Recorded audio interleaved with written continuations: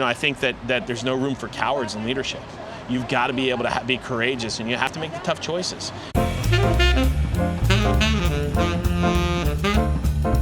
So the vision of the lighthouse is set, right? You've got this idea, you've cast this vision, and you begin to bring in talent to your organization. But most people don't start from ground one, right? They're already at a certain place. They've got certain people in the organization. The training is in a certain way. The environment, the atmosphere is there. Now, there's obviously the physical stuff, right? You put the new coat of paint on, you get the new furniture, you make the place look like what you want it to be. Or at least en route to what you want. You get that vision board going of what the feel is going to be.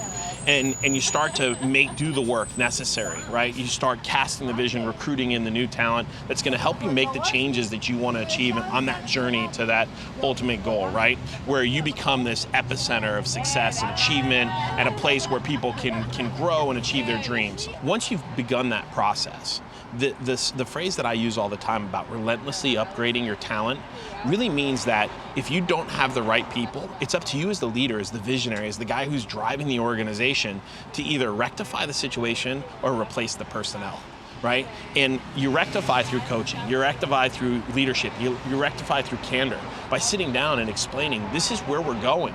Can you get on board with that? If you can't get on board with that, then we're gonna have to move in another direction.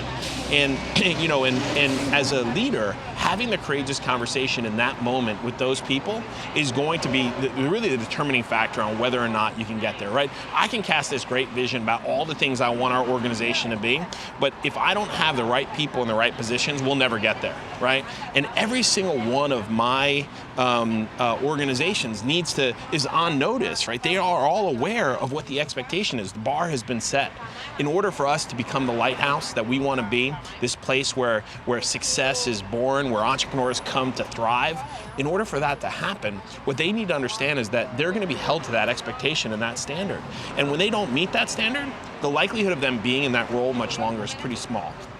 And so they will continually take actions in order to create that. They'll create an environment where they're committed to other people, where where activity is generated, where people come first, where it's other-centered. Like all those things that make that organization great are going to be the priorities. And for those that don't jump on board, those people are going to be replaced, right?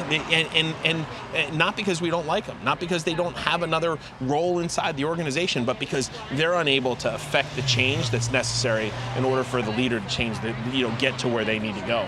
And so if you're running a business today and you look at, some portion of that business, if you look at some division that's not necessarily operating, you have to, don't just fire people. That's not the right way to go. You've got to clearly explain to them where they're falling short, but if they can't get on board, you're gonna have to make the uncomfortable decision to move in another direction. And I think that there's no room for cowards in leadership. You've got to be able to be courageous, and you have to make the tough choices. And sometimes that means that as much as you love people, you need to love your family, and you need to love the future state of your business more than you love that person.